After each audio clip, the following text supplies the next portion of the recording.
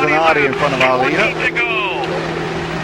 Big crash. Oh, it's one of the target. I think it's Minassian. And it's Christian Fittipaldi. Stay low, turn 4.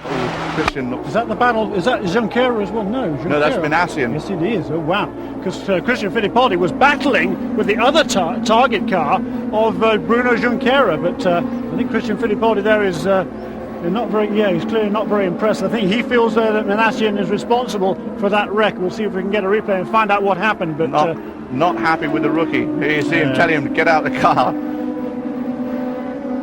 And he's going to get in his face a little bit about this. First time ever for Minassian on the Milwaukee Mile. Christian Fittipaldi was having his best run of the year in 4th. One of his best runs ever at Milwaukee. And actually, if he had finished in 4th, he would have completed 19 of 20 oval races in finishing. But that's not going to happen here in this yellow flag.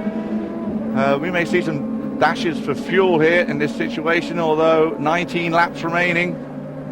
This will help them. In fact, the ones that were questionable, they can get a number of laps under yellow. That's going to leave them enough fuel to get to the end. So obviously Christian very unhappy with that accident.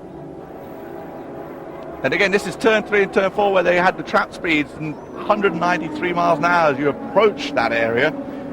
Obviously a bit of a downshift and braking, but you're still going incredibly quick when there's a concrete wall in front of you. So we'll just run down the order quickly for you and try and get some replays of this. But it is Brack out front, Andretti, then Dixon, Junqueira, Fernandez, Canan, De Ferran, Papis, Nakano, and then Franchitti has worked his way up into 10th now.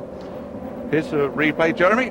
And there goes Christian Fittipaldi down to the inside there, and Minassian decides to close the door. Christian Fittipaldi, as you saw, the other target car just zipped past him there, and he's every right to be upset. He was clearly alongside the inside. You could see there from Junqueira, Minassian's teammate, and Junqueira had a pretty big moment there as he got on the brake to make sure he didn't get collected in it.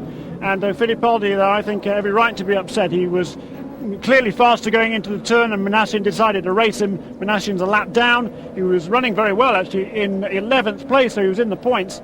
But you can see that he's going clearly past him, and at that point Minassian obviously hasn't seen him, or one presumes he hasn't seen him, and then there is the inevitable contact as Fittipaldi at that stage, he's committed to making that pass on the inside, no way he can get out of the throttle, and instead he gets into the wall. Oh, Bruno Junqueira, a nice save there, and he's been busy today. We've seen a number of accidents happening in front of him that he's had to avoid.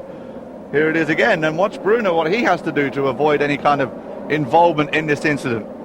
You see he's made the shift down, coming into 3, sees the contact, he tries to keep it low. There wasn't much between them there, was there? Only a couple of feet there, and a great move by Junqueira. Just tweaks that car sideways there. Good sprint car tactics there. He must have been watching. Maybe he's been out to one of the local sprint car tracks in the Indianapolis area. He, of course, lives there along with Nicola Minassian. Once again on board, you can see Fittipaldi just dives down to the inside there and clearly had the momentum on Minassian, and just have to presume that Minassian, for some reason, didn't see that big bright blue car diving down the inside.